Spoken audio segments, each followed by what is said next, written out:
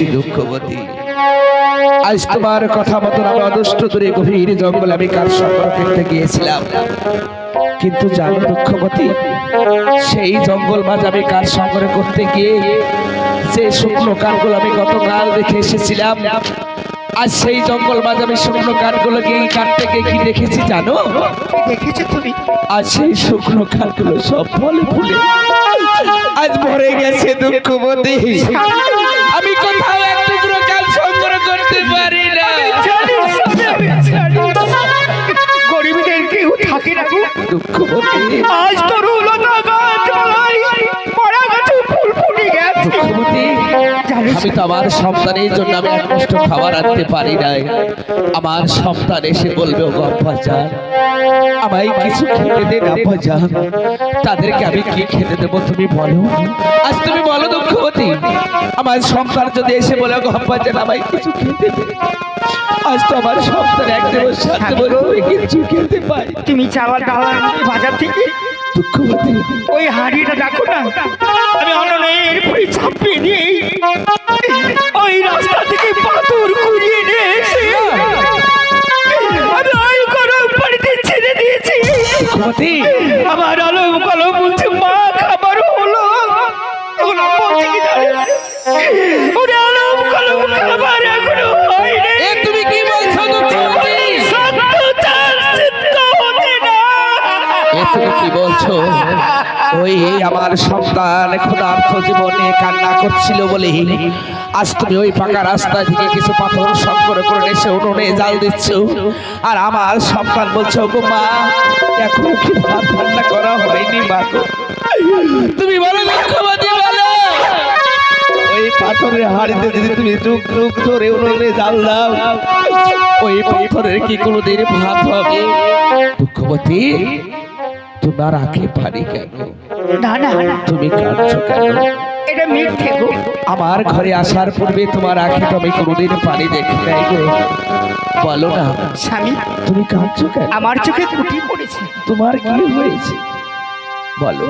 আমি কেন কাঁদছি জানো? কেন কাঁদছো বলো? তোমার জন্যও নয়, তবে আমার আরাম করার জন্যও নয়। তুমি কার জন্য কাঁদছো দুঃখবতী? এই পৃথিবীতে কাঁদছি কার জন্য জানো? কার জন্য? আমার গৃহে দুটো মুর্শিদ এসেছিল। মুর্শিদ?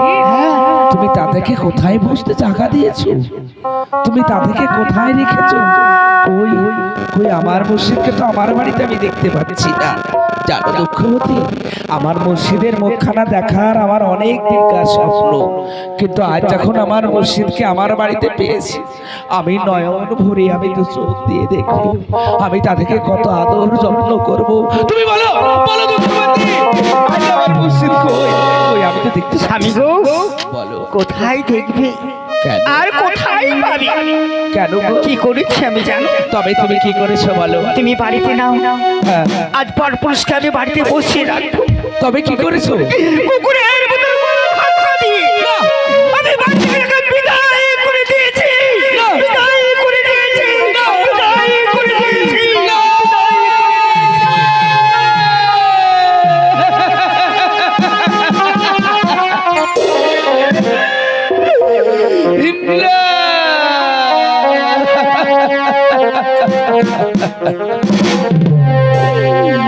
তুমি কি করেছো দুঃখবতী? আজ যে মুর্শিদের জন্য আমি কত চেয়ে দাঁড়িয়ে থাকি, আজ তুমি সেই মুর্শিদকে আমার বাড়িতে পেয়ে তুমি বসবার আসন না দিয়ে তাদেরকে দূর দূর করে দাঁড়িয়ে দিয়েছো। আজ তুমি বড় ভুল করেছো দুঃখবতী, আজ তুমি বড় ভুল করেছো। আমার ভুল হতে পারে। ওরে আমার বাড়ি হইতে যদি মুর্শিদ ফিরে যাবে,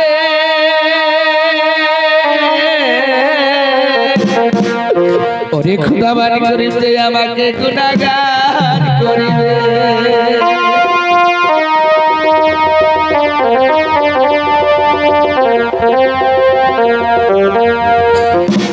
বলো আজ আমার বাড়ি হইতে যদি মুর্শিদ ফিরে যায়, খুদাবান করিবে আমাকে গুনাহগার করে পাপী বানিয়ে দেবে।